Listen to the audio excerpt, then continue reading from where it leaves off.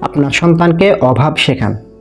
আপনার প্রচুর সামর্থ্য থাকলেও আপনার সন্তানকে অভাব শেখান। কারণ আপনি বাবা, এটিএম মেশিন নয় যে টিপ দিলেই টাকা আসবে।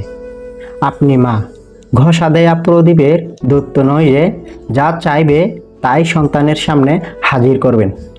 যা চাইবে তাই যদি সন্তানের সামনে হাজির করেন, তাহলে আপনার সন্তান মানুষ হওয়ার সম্ভাবনা খুব কম। জীবনের মানে বোঝানো মানে সন্তানকে কম ভালোবাসা নয়, বরং বেশি ভালোবাসা। কারণ আপনি যখন থাকবেন না, তখন আপনার সন্তানকে জীবনের কঠিন পথ পাড়ি দিতে হবে। আপনার সন্তানকে শেখান, চাইলেই সব কিছু পাওয়া যায় না।